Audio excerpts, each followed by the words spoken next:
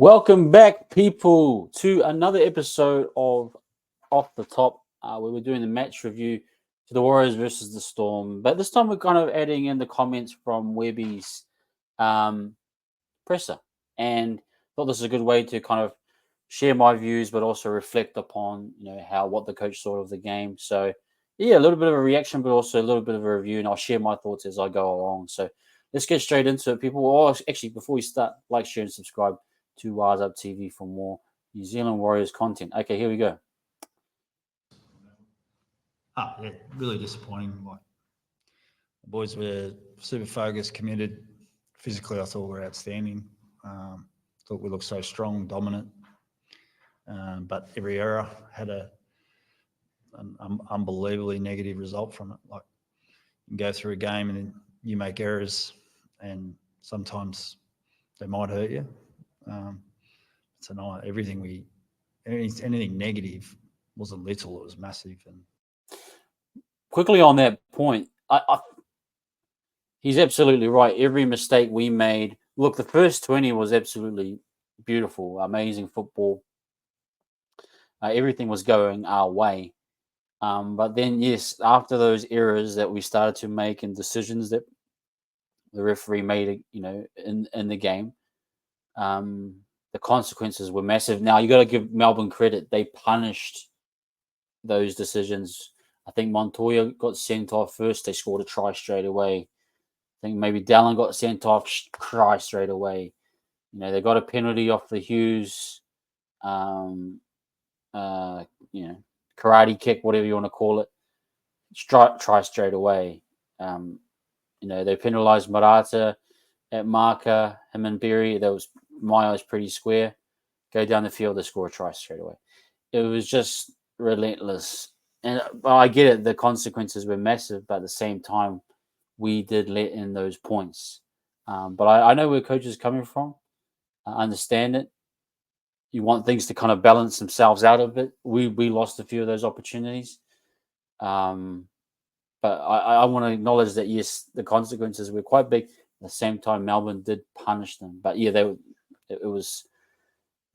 after that 20 minutes, honestly, the whole momentum of the game pretty much changed, and we struggled to get any good ball. The fact that we got it up to 18-20 at that time, when the momentum had completely shifted, I thought was credit to the team. But ultimately, yeah, they punished it, and it is what it is. Yeah, to be fair to them, they took advantage of that. I mean, Adam Pompey jumps up in the air, makes a great catch, comes down, lands on one leg. Ali Qatar strips it. Like, that's a great play by him. Yeah, shout out to Pomps. Like, I thought that was kind of, it was a tough one. It was difficult to get the catch initially, but if you can see, the ball he wasn't fully in control of the ball, and his body was going downwards, and then Couture just stripped it. But that's, again, capitalizing on moments. Those are moments in a game. Storm nailed it. We were just unfortunate not to to really complete that. The kick across for the that guy on the wing beside Coates. You're probably thinking, that was probably inch perfect. Everyone tried their best. Berry maybe just ball watching, but that's tough. That's real tough. So yeah, I kind of feel for the boys, but two big moments and they scored instantly. It's just like there was no try one time and then they don't get it and then they score off the second or third set. It was like they scored off of each attacking set, which is still scary, in terms of, for us, that's been a bad habit for the whole season, is the whole line break situation, the whole, we just cannot keep teams off our goal line. We can't even repel for one set. It's within the set sometimes, even the first or second tackle, they're straight away getting into their shape and scoring, and it's just like, it's frustrating. It's frustrating, but I kind of get, I get it. Yeah, but Adam Pompey, like, I'm sure that's the last thing he's expecting when he's landing on one leg, and then from there, we just last plays we didn't win any of them. They end up scoring a lot of points from it. Yeah, again, just what he said, those last plays, those kicks killed us. 2 tries and make it, 12-10, and then things just kind of fell apart. Well, like I said, defensively, I thought we were dominant. I thought we tackled really well. I think almost all the stats, I think we've won them by the scoreboard. So, like, for example, we had 12 men, 11 men there for a period. But if you look at their tries, a lot of them were from something around last plays. Yeah, I actually felt kind of towards the middle of the game, we started to dominate in the ruck. Now, I just want to point out quickly a different style and approach into Melbourne and how we play. If you looked at Melbourne, they really love to play when someone goes in for a tackle, they like to hold the player up. It's essentially slowing the game down to a grind. What it does when you hold that player up, and if the ref isn't going to call held quickly, it extends that time and it keeps them in control because they're on their feet. They're not having to get to marker. They can actually control that person's body weight up top. They can swing them around, do whatever they want, and then they can late swing back into the marker position. Effectively, it's like the new modern form of wrestling. Instead of taking it to ground and controlling it to the ground, you can control up the top and effectively slow the game down. Whereas for us, I think our team's more about getting three in the tackle, driving, taking them to ground, then controlling and wrestling them on the ground. But I saw a slight little difference in technique and approach. And Melbourne, in essence, were able to get away with extending the play the ball, extending the time frame. And if the ref isn't going to call held, and sometimes our boys are almost fighting, continuing to fight, and it's just taking that play the ball ages to be completed. So it's a catch-22, but ultimately it's up to the refs to decide to call held early. But credit to Melbourne, they know the bylaws and the laws of the game, able to exploit that. They've got the strong guys like a Max King, Loiero is very strong up top, and if you're going to run straight into them, they're both going to just grab you, hold you up. 5-10 seconds later, their defensive line is set. They get their line speed and everything. So it just brought us to a complete standstill. But in terms of our style, we got their guys to the ground. We started to actually, win some control of the game, but not enough. Not enough. Putting pressure on ourselves. So, and then our decisions off the back of it, like the quick tap. We're frustrated at the quick tap. We make a reaction. We go to the bin, down a short side of 12 men, put our arm out, go to the bin. Like we just, and they're not just isolated examples. I could give you another 10 of those moments where we weren't calm enough. And that's actually it. We weren't calm enough. Like we panicked. Montoya to make those decisions, both of them, the strip and then that penalty, that is dumb. That is dumb panic football. And the consequences of that, as I mentioned, they scored straight away. Dallin as well. You make split-second decisions and they have a massive impact. So I give credit to Melbourne. They were able to obviously do what they do. Had a strong game plan. They were patient even going down 14-0. They didn't panic. They got themselves back into the game, and the momentum completely changed, and we just weren't able to cope or deal with that, As a result, they capitalised, yeah. Big time. Yep. Yep. Yep. Yeah. Yep. Yeah, no, it's really frustrating. It's frustrating for the boys because, when you physically come with an attitude like that, and they're so confident in themselves tonight, and they were so excited about the challenge. It's like we got a no try on the post, then it comes back for an obstruction. Like some nights I've sat here and thought, we attacked really poorly. We didn't give ourselves a chance to win. We had heaps of ball, but I thought tonight we threw really good stuff, and then as a result, something would happen. Yeah, unfortunate the situation with New Quarter. It's frustrating. But Egan stopped in the line, and I don't know who it was, Harry Grant or someone, forced themselves into Egan to try and draw the attention of the refs. They could have probably moved around Egan. Egan wasn't actually trying to impede. Well, he was just trying to hold his spot without doing anything. And technically, I suppose it's an obstruction. But yeah, little details like that were really unfortunate. Murata was a beast, though. He was damaging. He was probably the only one really that was really punching through it and wreaking havoc, getting over the advantage line. I thought across the game, our boys got manhandled. I thought Ford, tactically, they put that kick in, off the kickoff, they kicked directly to Ford and they won that. They were able to lift and carry forward back 5 meters. Just a little bit too light against like a Melbourne Storm for me. Tohu, Barnett got manhandled at times. I think just a lot more physical than us, but Newcourt was one that he was always threatening. Now, going into the attack and what we've been saying, I thought there was good stuff. I think, let me break this down quickly. So they kind of changed the style of play, right? But ultimately still doing the same things. It's pretty much doing kind of the similar attack, but changing the position. So if you think of Tamati was more on the ball, almost like what SJ was. SJ at times was playing like that second receiver out the back. So he's almost like a 5'8", but on the right side. And then they put CNK to the left. So they almost like inverted the structural style of play to work left almost.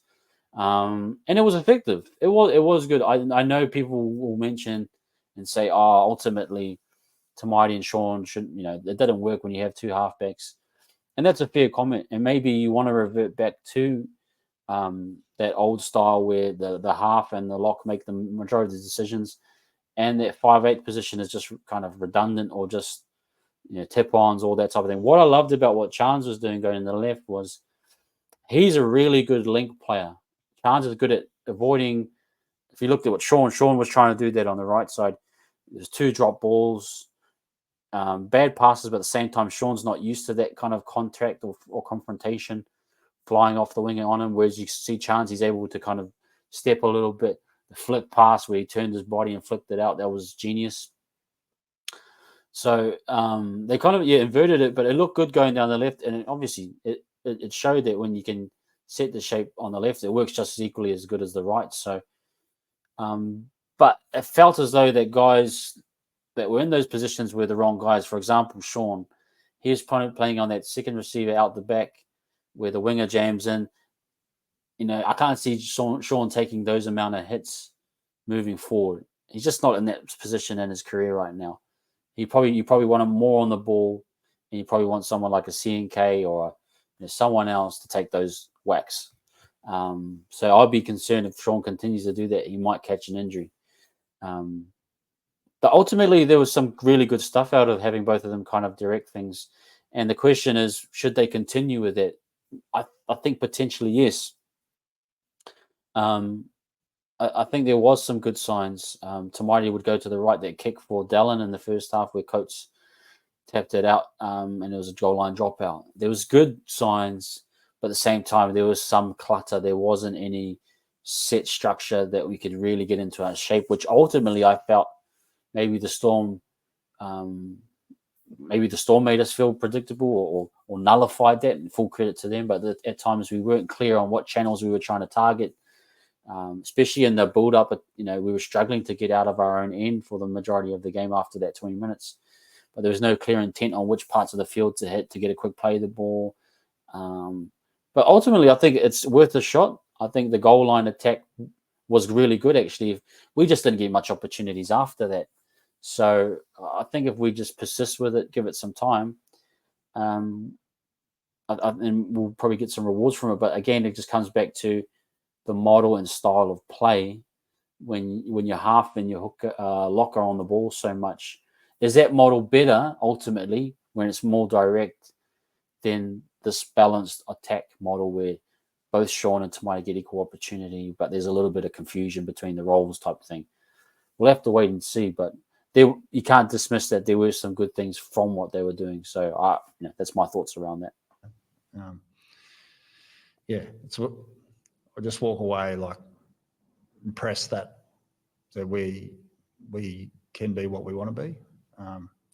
But yeah, we've got to walk away and understand we've got to execute better. How much do you actually get paid for the work and working that will eventually turn into these consistent results? Yeah, well, you got no choice. And you could complicate it all you like. last week were everyone's favourite, and today did we come here and physically go after the competition leaders?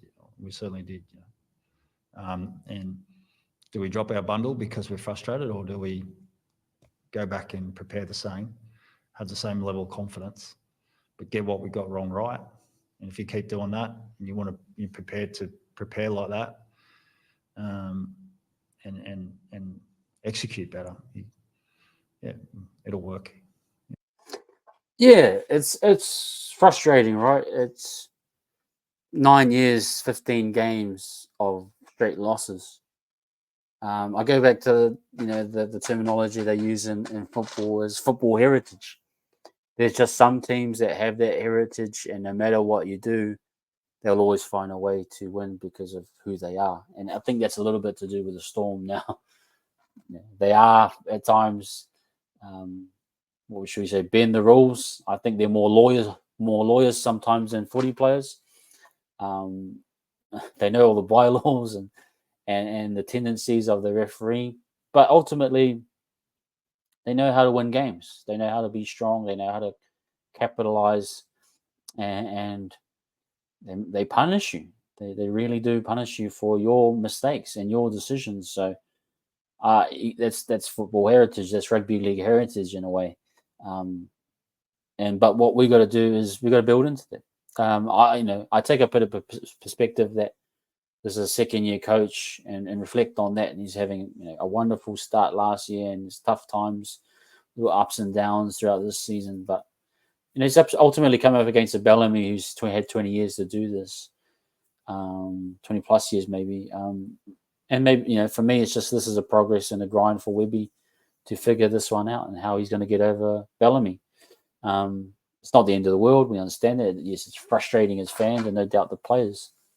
But I'm going to give him time as a coach and as a team to try and figure out and understand how to get over the top of them and not just beat them once. This is how do we continue to beat Melbourne moving forward? I thought this might be the one game where we beat them and then that leads on to things later on. What if this was the one game we beat them and then we lose the next 10? It's like, well, maybe we got to lose a few more and then we can beat them out of the next 5 or it balances itself out. So that's my thoughts around it. Yeah. No, shoulder. Yeah. Don't know how bad it is yet. Yeah. He's in a sling. So. Yeah, literally the Tamati one I haven't seen because they called it back. Obviously the Dallin one, I didn't hurt the opponent, stuck his arm out. The one with Tamati, I don't think was that bad. I think Tamati literally stood his ground and fought long or dropped his level. There was no malicious intent. I think it should just be a fine and move on. I've never heard Dal got the 1 week ban, so that impacts things. Berry injury, so a lot of changes coming in. Be interested to see what Webby goes with. I think there's an opportunity here, to see if you go back to centre with RTS. If he doesn't go back into centre with these injuries, there's a clear thing that they do not view him as a centre moving forward, and that would be a kind of a change in tactics. But we'll have to wait and see what their view on that situation is. But ultimately, there's options there. You could push RTS to the right wing, you could push him to the right centre, you could push him to the left centre. Depends what they'll do because of these injuries. So, yeah, like I said, I've had talks about friends should bring him off as a utility. The reality is, in the NRL, injuries happen almost every week. And again, it's just being about available. And yes, you can have these kind of fantasy ideas, myself included. You come off as a utility, a roving fullback, 20 minutes to go. But look, he's right back in the mix. He's going to be a starter somewhere on the back line. So we'll have to wait and see. But yeah, the injury toll it never stops. I think he was more thinking intercept and then reaction put his arm there. So I think we're probably pretty safe. But yeah, I need to look at him more.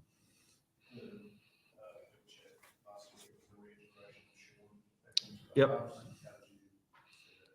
Yeah, I didn't feel Sean got enough opportunities to show what he could do tonight, but completely comfortable with what Tamati was doing too. And we always knew that we were going to slowly introduce new things, that we spread the field really evenly, and both players get an opportunity to shine. And Sean particularly, and didn't want to come back in the team and let's change it all. And we had two training sessions prepared together. I mean, they did, the boys, the halves. So they were just really clear on let's keep it how it was. And Sean said, I'll play this role and let Tamati keep doing it. And I think the whole team and myself were happy with that. And I got no regrets at all. Like, I thought Tamati still did a lot of amazing things. And my little thing around it is we're always going to tweak as weeks went on and add things. And I don't walk away tonight thinking that had any impact on the result. That's kind of what I got from it too, is that the goal line attack was good. I mean, the attacking shapes were pretty good. Take into account that Melbourne, you come up against the best defensive team in the comp, and they can make you look predictable or they can slow you down. So it'll be interesting against the Titans. I'm sure, as a team that is in the bottom of the 8, and maybe some more opportunities to really get ice and get what you want to get done. I do agree. Sean didn't get on the ball. Sounds like two training sessions where they came in and they kind of, just say keep things as they are. I'll just play this kind of secondary role. Maybe that changes a bit. We get more of fluidity. Again, it's worth a shot. It's definitely worth a shot. I don't even think that model that was working before with just Sean and whoever was Tamati or CHT, whoever it may be, that wasn't working effectively too. I think the idea of balancing the field out and how to best do that is great. It's just unfortunate that Sean came in at that time, and we just need to really ice this next period. We need to win some games, but ultimately don't think it was the real root cause for the way we lost that game. So for me, give it time, add the layers that Webby's talking about, give it some time to develop, and we should see some good things come from it. In a negative way. Going on quite nicely. How quickly did the team come so really assertive dominance on the game? I don't think that the team started thinking like that. Like, oh, here they come dropping heads. I think it was more we lacked concentration in certain plays. So I think we still we're turning up physically. We're still doing a lot of good things. But then one play we might we might just switch off for that one play, and they were really good at capitalising on those small opportunities that they got. So yeah, I don't think we sort of ever thought like that, because physically we were there throughout the whole contest. Is just concentration errors. Yeah, that's been the hiccup for the team throughout the season, is that teams are able to capitalize. I'm talking, on goal line defense. They can score within a set. The good teams can. It's frustrating for me. Yes, and then decisions around little things. Also the time and space that Jerome Hughes is afforded at times. I was thinking, that's just too much time. It's too much time to make good decisions for a halfback. It's our own fault in terms of strategically or effort wise. Little details. Melbourne were really good at capitalizing on them. Little things like I thought they caught us out with the Eremia try, but that was well executed as well. The breakdown, the right hand side when Berry got injured, and then they opened up for Meany. They nailed every moment where we lapsed. Melbourne iced those decisions and caught our vulnerabilities instantaneously. That was the frustrating part. I don't for once think the boys lacked the effort or the intent. It's just a shame that they were so clinical picking us out and so quickly. There was no time to, there was no drop balls. There was no bad passes from them. Everything was on the money. They nailed every bit of it. Credit to them. That's now 16 losses in a row. Outside, I feel that. How does it feel? Yeah, well, we not that good. I really want to beat them, and I can't. Like, yeah, there's every single person back in the sheds there disappointed with the result tonight because everyone wanted to get that win against them, but yeah, we can't sort of just dwell on it. We've just got to keep going, and if we do get another opportunity against them, hopefully we can have. Look at Webby there, just dying to get in. He's like, I want to rip into this reporter, man. He's like, you can see he's getting his little speech together. Different result, but yeah, our focus needs to turn to fixing what we got wrong tonight. I mean, these 17 players haven't been beaten by Melbourne 15 times. You know what I mean? Like, it's I love Webby, man. He's like, he was dying to get in on that and say that line. It's true though, but for us as fans, it's it's been too long. But I love the coach standing up for his captain. it's a great story and how dominant they are. I think they've been, probably the most consistent team over the last 20 years, I reckon. But this group of 17 was really confident that they could do something, and we haven't. So we've got to wear that one. But yeah, I think the past isn't any resemblance on these 17 boys. Yeah. So he trained really well this week. I was sitting there thinking he's got heaps of reps into him. He's cleared the player. May as well keep him close to the team tonight. So in case something happened. So I'm confident he'll play next week, Rog. Yeah, look, I think Rog comes in.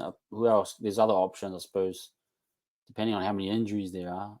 Topher Graham played a good game at centre. You could go with Kossi on the wing, I suppose. Yeah, a lot to decisions, but great for Rog that he's healthy. Great time for him to prove a point, prove that Dal was wrong, but just for him to get back into the game, and ultimately for him, he's probably hasn't had the best season. We could probably say that. I think he struggled with the ultimate, the levels here at NRL, the standards. You think at times he's had drop balls, bad decisions. I thought defensively he's been very sound in the centre position, but he's had games where he's been pushed to the wing or the fullback. He hasn't had a good bunch of time, and now with the injury, it's kind of disjointed his season. But whatever role he comes into, excited to see him on the field. Hopefully it works out. It's interesting though, we're going through this kind of transition where we're trying to balance the attack. I wonder how that impacts him. Hopefully not, hopefully just simplify the role for him, get him back to what he was doing. And that's really what I think. No, it's the same as Tamati last year, the broken leg things. It's funny because it's just around the training load and how much they get done. And he's progressing well, but I think we'll be able to give you, when it gets, that's obvious, but when it gets closer, but it's just not at that stage yet. Yeah. I think there was a comment about Metcalf, but yeah, same almost identical injury to Mighty. Yeah, he's probably a long way off. End of the season, similar thing to Tamati. Yeah, it is what it is. But I think we'll figure it out with Sean Tamati and CHT. We'll get the balance right, hopefully, and moving forward. We've got the players there. We've got the experience in the halves. We just got to get them in sync, get them flowing. Adam Poppy come off limping, Rocco Berry with the shoulder. There's some sore boys in there. Physically, we threw ourselves. I mean, they threw themselves. Adam. So yeah, there's definitely some niggles, but they're the two that we're concerned about at the moment. Yeah. And you mentioned the Storm being great for 20 years. Do you feel like tonight's sort of part of the journey for the Warriors? Yeah. The journey to becoming a great team and learning about details and all those things. Yeah, I think sometimes you can be beaten before you get the start line against great teams, and we weren't. That's the pleasant. So that's part of the journey.